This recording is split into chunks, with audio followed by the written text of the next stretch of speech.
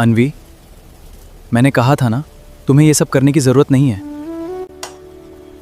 लेकिन सूरज जी, मुझे अच्छा लगता है, मैं घर का काम कर सकती हूँ।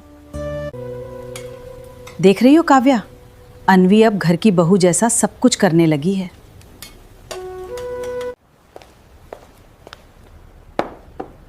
सूरज जी, मैंने आपके लिए खाना लगा दिया है। अन्वी, तुम सिर्फ मेहमान हो।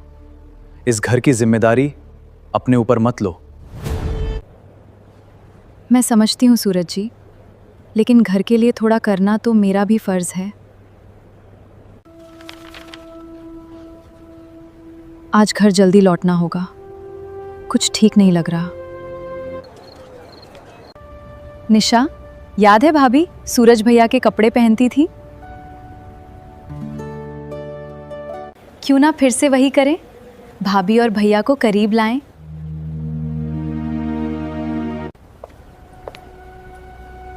अगर वो कपड़े पहनकर सूरज जी के करीब आ सकती हैं तो मैं क्यों नहीं।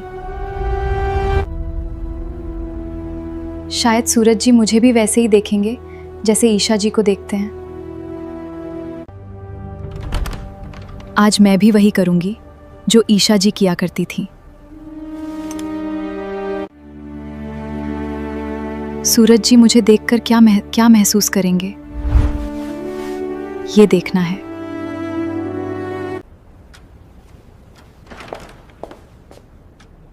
अन्वी, तुमने ये कपड़े क्यों पहने हैं?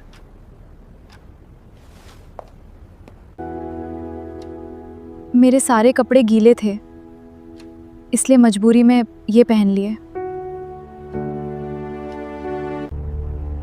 लेकिन अन्वी, मैंने तुम्हें ये कपड़े पहनने के लिए नहीं कहा था।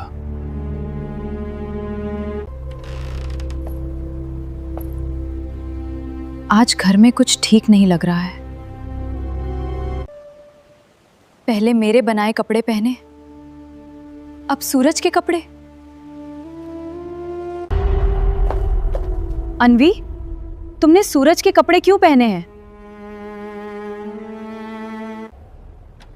ईशा जी, मेरे सारे कपड़े गीले थे, इसलिए मजबूरी में पहन लिए। ईशा जी, पहले मेरी बात सुनिए। अन्वी ने शायद मजबूरी में पहने हैं।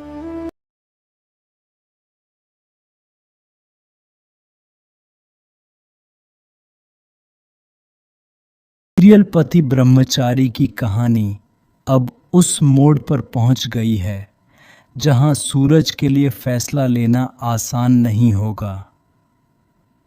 ईशा साफ कर चुकी है कि अगर अन्वी इसी घर में रही तो वह खुद वहां नहीं रह सकती। दूसरी तरफ अन्वी लगातार रोकर अपनी सफाई देती है और कहती है कि उसने जानबूझकर सूरज के कपड़े नहीं पहने थे। लेकिन ईशा अब उसकी किसी भी बात पर भरोसा करने के लिए तैयार नहीं है।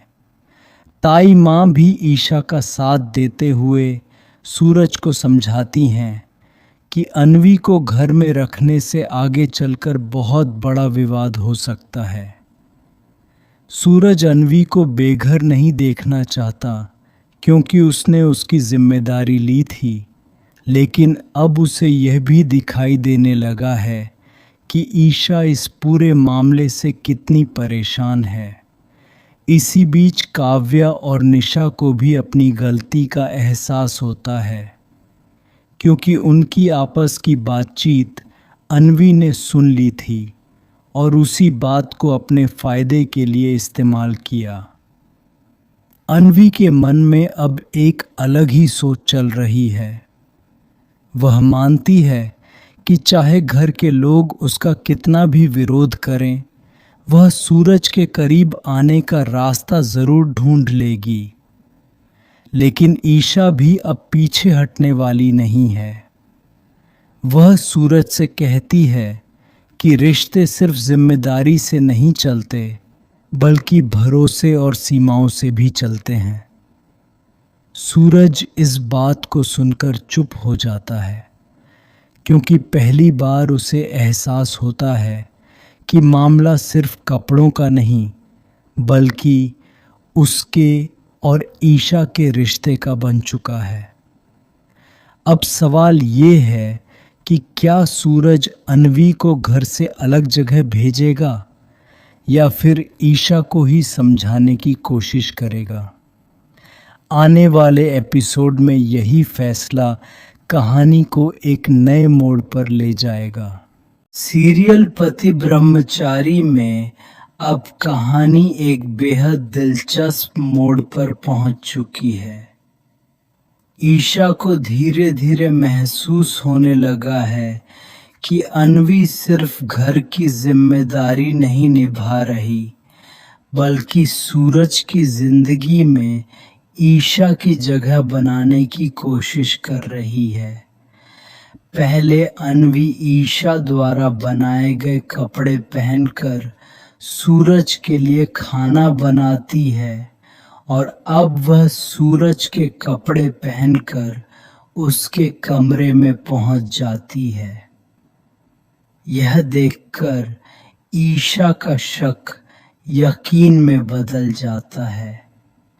ईशा अन्वी से साफ कहती है कि सूरज उसका पति है और वह किसी दूसरी लड़की को उसकी जगह लेने की इजाजत नहीं देगी।